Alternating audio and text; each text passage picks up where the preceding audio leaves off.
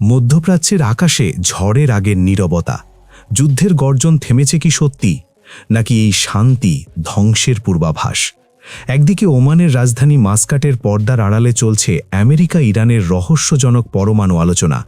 গোপন দরবারে কি জন্ম নিচ্ছে শান্তির চুক্তি, নাকি বিষাক্ত ফাঁদ?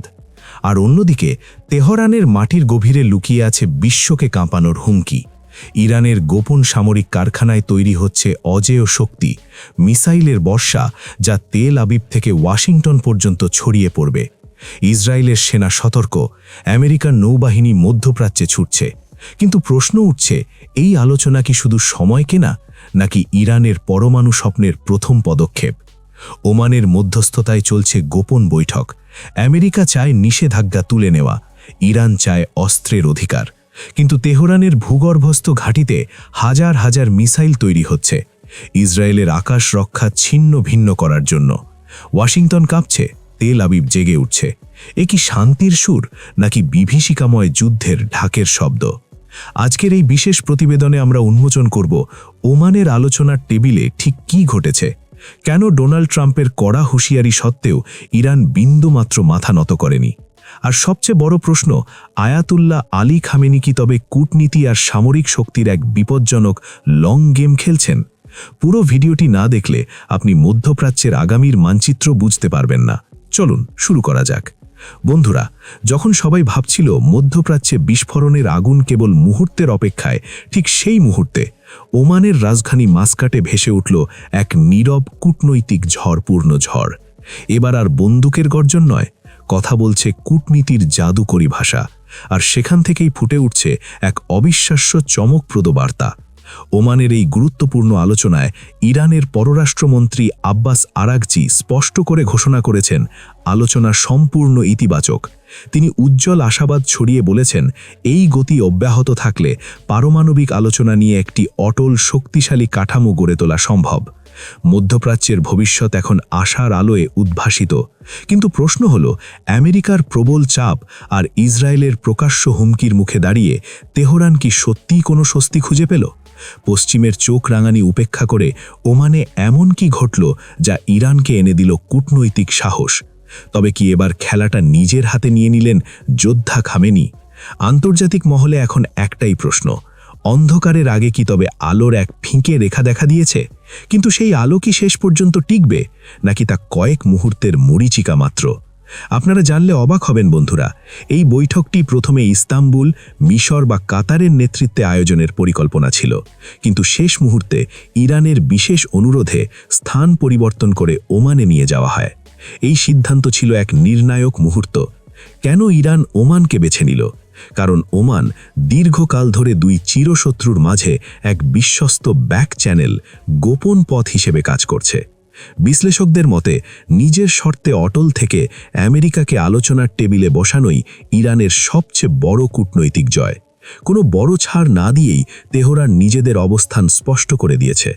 যেন অপ্রত্যাশিত ডাকে সাড়া দিয়ে তারা ফিরে এসেছে অন্ধকার আন্ডারওয়ার্ল্ড থেকে উজ্জ্বল আলোর দিকে।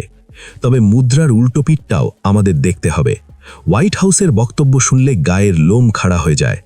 ডোনাল্ড ট্রাম্পের প্রশাসন বলছে তারা কূটনীতি চায় ঠিকই, কিন্তু সামরিক বিকল্পটি এখনও টেবিলের উপর সাজিয়ে রাখা আছে। যেন লেবু দিয়ে শরবত তৈরির মতো পরিস্থিতিকে নিজেদের পক্ষে আনার চেষ্টা করছে ওয়াশিংটন।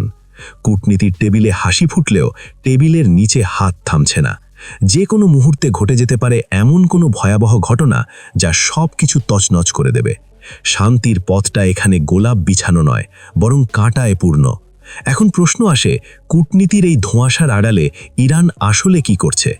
মধ্যপ্রাচ্যের উত্তাল সমুদ্রে ইরান এখন এক রহস্যময় জাহাজ। গত 40 দশক ধরে নিষেধাজ্ঞার বেড়াজালে বন্দী থেকেও দেশটি এমন এক সামরিক শক্তি হিসেবে আবির্ভূত হয়েছে যা এখন খোদ ওয়াশিংটন আর ইসরায়েলকেও ভাবিয়ে তুলছে। সাম্প্রতিককালে ইসরায়েলের সাথে সরাসরি সংঘাতের পর তেহরান একটি স্পষ্ট বার্তা দিয়েছে, সামরিক প্রস্তুতিতে তারা আর বিন্দুমাত্র ছাড় দিতে রাজি নয়। আয়াতুল্লাহ আলী খামেনির এই দীর্ঘমেয়াদী কৌশল বা লং গেম কি কেবলই যুদ্ধের প্রস্তুতি, নাকি টিকে থাকার এক চরম লড়াই? এটি বুঝতে হলে আমাদের তাকাতে হবে ইরানের শক্তির 3টি প্রধান স্তম্ভের দিকে। 1. তাদের বিধ্বংসী মিসাইল প্রযুক্তি। 2. আকাশ কাঁপানো ড্রোন শক্তি। এবং ৩ মধ্যপ্রাচ্যে ছড়িয়ে থাকা তাদের শক্তিশালী প্রক্সি নেটওয়ার্ক। কিন্তু প্রশ্ন হল, ইরান কেন সামরিক প্রস্তুতিতে এতটা মরিয়া? এর পেছনে রয়েছে ৩টি অমোঘ কারণ। প্রথমত, ইরান খুব কাছ থেকে ইতিহাস দেখেছে। তারা দেখেছে ইরাকের সাদ্দাম হোসেন কিংবা লিবিয়ার গাদ্দাফির করুণ পরিণতি। তেহরান খুব ভালো করেই জানে, যদি তারা সামরিকভাবে দুর্বল হয় তবে বিশ্ব মানচিত্র থেকে তাদের নাম মুছে দিতে খুব একটা সময় লাগবে না।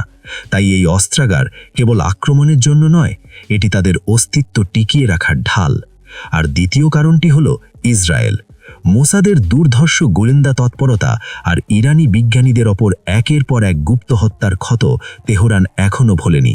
এই অপমানের জবাব দিতেই তারা গড়ে তুলছে এমন এক ডিটারেন্স বা প্রতিরোধ ব্যবস্থা, যা যে কোনো প্রতিপক্ষকে আক্রমণ করার আগে অন্তত 10 বার ভাবতে বাধ্য করবে।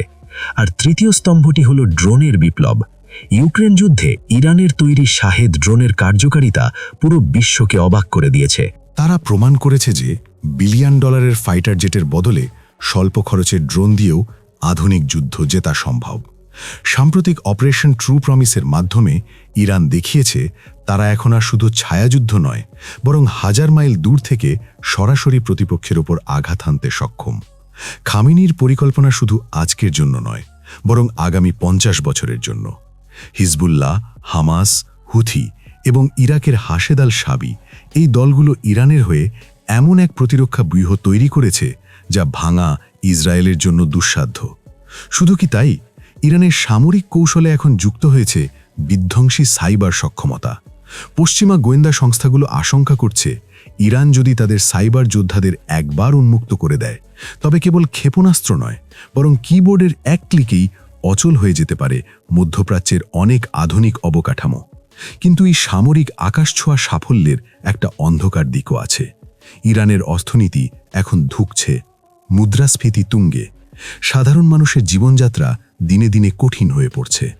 বাজারে নিত্যপণ্যের দাম আকাশছোঁয়া, মুদ্রার মান তলানিতে। প্রশ্ন উঠছে, সাধারণ মানুষের রুটি রুজির বিনিময়ে এই বিপুল সমরাস্ত্র কি সত্যিই ইরানের দীর্ঘমেয়াদী বিজয় নিশ্চিত করবে, নাকি এটিই হবে তাদের অভ্যন্তরীণ পতনের কারণ? খামেনির যুক্তি এখানে অত্যন্ত কঠোর। নিরাপত্তা না থাকলে অর্থনীতি থাকবে না, আর এই নিরাপত্তা নিশ্চিত করতেই তারা সামরিক বাজেটে কোনো আপোষ করছে না। তারা রাশিয়ার সাথে S-35 যুদ্ধবিমান এবং উন্নত আকাশ প্রতিরক্ষা ব্যবস্থা S-400 নিয়ে গোপনে আলোচনা চালিয়ে যাচ্ছে। তারা এখন আর একা নয়। চীন ও রাশিয়ার সাথে তাদের কৌশলগত জোট পশ্চিমাদের জন্য এক বিশাল চ্যালেঞ্জ।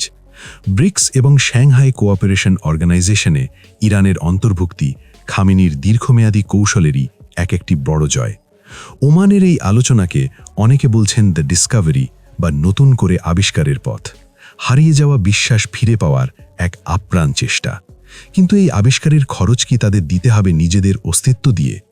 পারমাণবিক চুক্তির কাঠামোর কথা বললেও সেই কাঠামোর ভিত্তি কতটা মজুত তা নিয়ে বড় ধরনের সন্দেহ রয়েছে।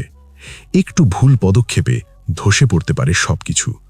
এই মুহূর্তটি যেন কোনো এক টান টান উত্তেজনার ফিকশন মুভির মতো, যেখানে নায়ক ও খলনায়কের সীমারেখা মুছে যায়, শুধুই থাকে টিকে থাকার লড়াই।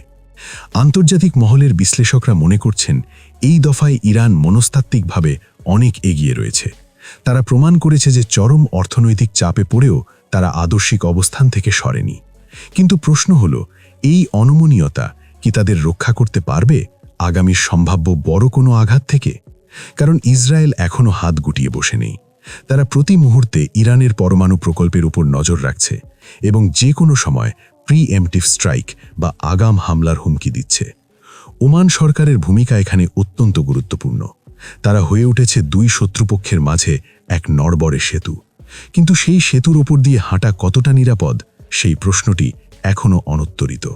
এখন গোটা বিশ্ব চাতক পাখির মতো চেয়ে আছে এই ইতিবাচক বার্তা বাস্তবে রূপ নেয় কিনা। ওমানে আলোচনার টেবিল থেকে বেরিয়ে আসা বার্তা কি শান্তির, নাকি যুদ্ধের আগে শেষবারের মতো দম নেওয়া? সময়ই এর চূড়ান্ত উত্তর দেবে। কিন্তু তার আগে প্রতিটি মুহূর্ত কেটে যাবে চরম আতঙ্কের সঙ্গে।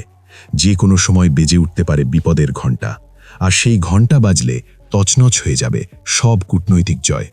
তাই ওমানের এই শান্তির ছায়ায় লুকিয়ে আছে কি যুদ্ধের ভয়ঙ্কর থাবা, তা বোঝার জন্য আমাদের আরও কিছুদিন অপেক্ষা করতে হবে।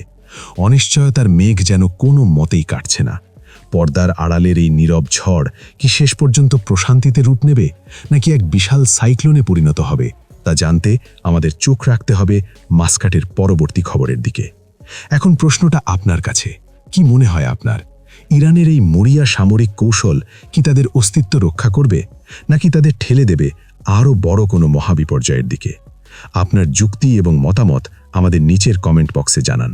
আপনার প্রতিটি মন্তব্য আমাদের পরবর্তী বিশ্লেষণের অনুপ্রেরণা। আজকের এই ইনডেপথ বিশ্লেষণটি যদি আপনার ভালো লেগে থাকে তাহলে একটি লাইক দিতে ভুলবেন না। আর ভূ রাজনীতির এমন গভীর রহস্য ও খবরাখবর সবার আগে পেতে আমাদের চ্যানেলটি এক্ষুনি সাবস্ক্রাইব করুন এবং বেল আইকনটি চেপে পাশেই থাকুন।